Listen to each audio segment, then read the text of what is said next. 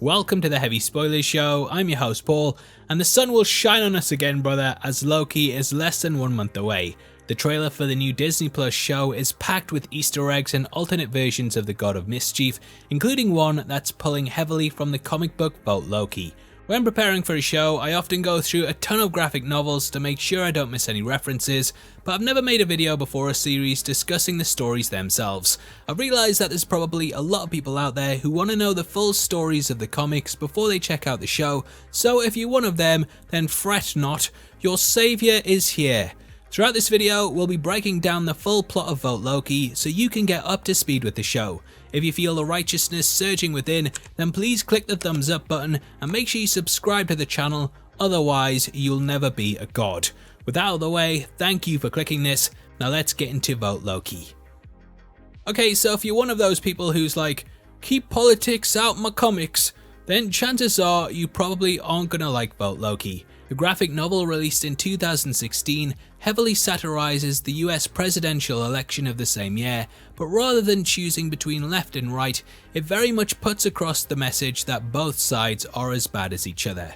Now, politicians on the whole have a reputation for lying, and Loki runs his entire campaign on the basis that he will lie, but unlike the Republicans and Democrats, he'll do it to your face. Even his campaign slogan is believe, with the LIE part of that capitalized to highlight the word lie. The book really encapsulates spin, campaign running, and how the media can be twisted and changed to fit certain agendas. We primarily see most of the story play out through the eyes of a woman named Nissa, who as a child had her entire life changed by a certain battle in New York. After Loki threw the Avengers into her housing block, it was completely destroyed and she became homeless for some time. Tony Stark agreed to pay for the damages so that the people had a place to live, and he donated funds to the city. However, the corrupt governor at the time ended up using half the money for his election campaign, and the other half he put into his own construction projects. Nissa ended up becoming a journalist for the Daily Bugle, and the character exposed this corruption. Because of her reporting abilities, she was picked to cover the 2016 presidential election, and things really kick off when she goes to one of the debates. Here she meets a BuzzFeed reporter named Lucas, and Nissa notices that there are slightly different name badges on certain members of the press. They turn out to be Hydra agents and they launch an attack, but Lucas reveals himself to be Loki and he saves the day.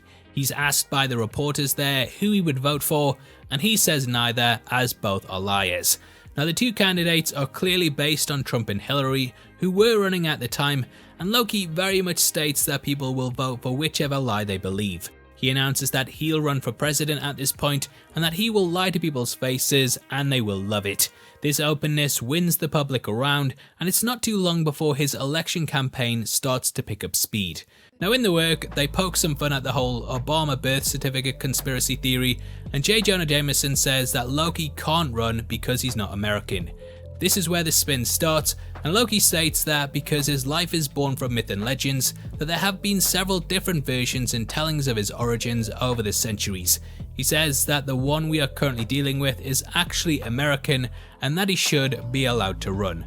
Loki goes to Nissa, who's covering his campaign, and he tries to convince her that he's changed. She ends up visiting his headquarters, where he literally changes into Lady Loki, and this is important as she's likely going to be in the show. Now, we don't know this for definite, but I believe that the person who everyone thinks is Black Widow is actually her, judging by behind the scenes looks. We know there will be multiple versions of the character in the show, so the inclusion in that could be another nod to this work, though she has popped up in other things too. Nissa really doesn't gel well with Loki, and she writes a scathing article about him with the headline "Loki will burn Washington." However, this becomes literal fake news when the headline is changed to Loki's campaign, something to get excited about. Now, whether Loki is behind this or not, we don't know for definite, but the background behind her editor does change to green, as do his eyes, so it seems pretty likely that this is what happens. The article itself doesn't change though, but everyone only reads the headline and makes their mind up from that. Again, this is a comment on how media reporting often leads with titles that have nothing to do with the articles themselves, and it discusses how most people consume media in this form rather than actually going past the headline.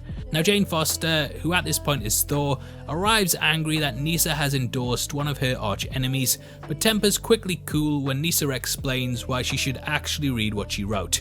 Issue 2 comes with a cool play on Captain America punching Hitler, but instead of him, we get Cap socking old Loki on the jaw. There's even a little image of Sam Wilson instead of Bucky, and you can catch some of Loki's followers who do pop up later. We open this chapter with a campaign ad which shows a young American girl named Susie who loves life and Carol Danvers. On the opposite side of this is the leader of Doom's Children, a Latvian terrorist organization that becomes a big plot point in the work. Loki berates the current 2 candidates for trying to negotiate with the group over Skype instead of just attacking them, and says that because he's fought the Hulk before, the people can trust him to get things done when it comes to conflict. Now, it wasn't much of a fight though, was it? Anyway, Loki also turns the people against the media by saying that they report that everyone who votes for Loki is an idiot, which just makes them ride for him even harder. They get called a brainwashed cult, and again, this plays heavily on comments made during and after the US election. Nyssa starts to investigate those funding Loki after she's tipped off by Jane Foster to who could be bankrolling the campaign. This takes her to a literal cult of worshippers who she finds attempting to sacrifice a goat to their god. Nyssa films this, and though she thinks it's gonna be the thing that ends his run, Loki spins it and says that he's a god, so of course he has worshippers. Issue 3 follows Nyssa as she learns that Loki may actually have hired the Hydra agents to attack the debate so that he could step in and save the day. Though she has no proof of this, the transport they're being moved in crashes, and in the fire she makes out Loki's sister and bodyguard Angela. Elsewhere, Loki gets personally involved in the Latvian conflict, which centers around Doom's Children. The 2 other candidates say that the USA shouldn't send troops in to help, and that they should try and talk with the terrorists, which Loki spins to say that they're happy to work with them.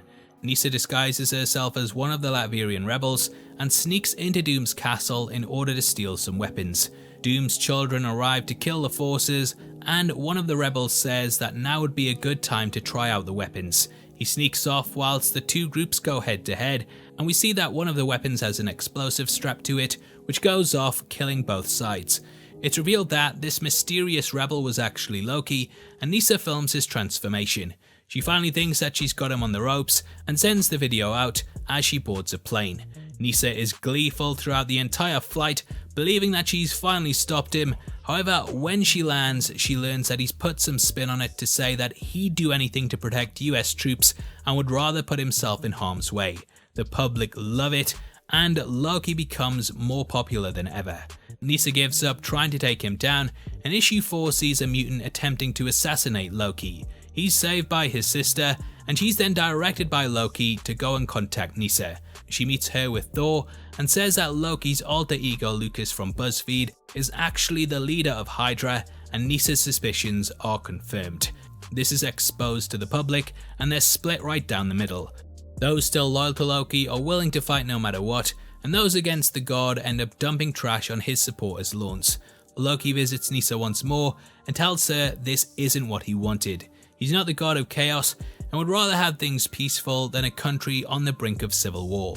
He goes onto TV to talk to America and his supporters and states that he's going to be leading the country and would rather do that with everyone unified. People in the audience start asking how he's going to accomplish his goals, but it becomes clear that he's just spouting off catchphrases without any real plan. Loki's supporters lose all faith in him, and it becomes clear that there's no way Loki can win the election. Nyssa is offered a TV show after being the only person who is willing to speak out against him, and just as she hangs up, the God of Mischief appears. The pair talk about how her career has come on leaps and bounds since covering him, and Loki slightly plays his hand. He hints that he carried out the entire election campaign as a way to right the wrongs of his past and to make up for destroying her home all those years ago. Loki states that he's going to concede, and he flies off into the sky. However, a big twist comes when he takes a phone call with an unnamed candidate and reveals that he actually destroyed his chances of winning so that this mystery person could win the election instead. We don't know what happens next, but it's clear that this candidate gives him something special as a thank you, and we now know that Loki has the future president in his pocket. That's how the book ends, and though I doubt the show version of the character will follow these plot points, it's going to be interesting to see how the arc is adapted for the show. Vote Loki is a fun book that perfectly parodies politics, however I don't know if it's for everyone, and there are parts in it that I feel just don't work.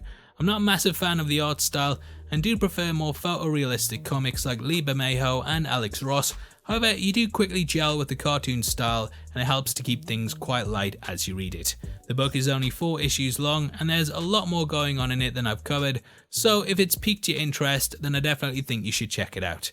Now obviously I'd love to hear your thoughts on the story and how you think it'll be brought into the show. Comment below and let me know, and as a thank you for interacting with the video, you'll be entered into a prize draw on the 30th of May in which we're giving away 3 copies of the Godzilla vs. Kong collection.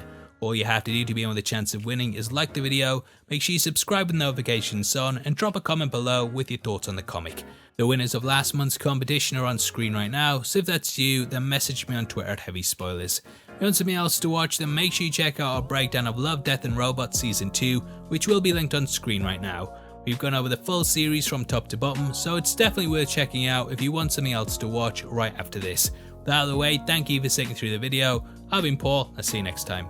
Take care, peace.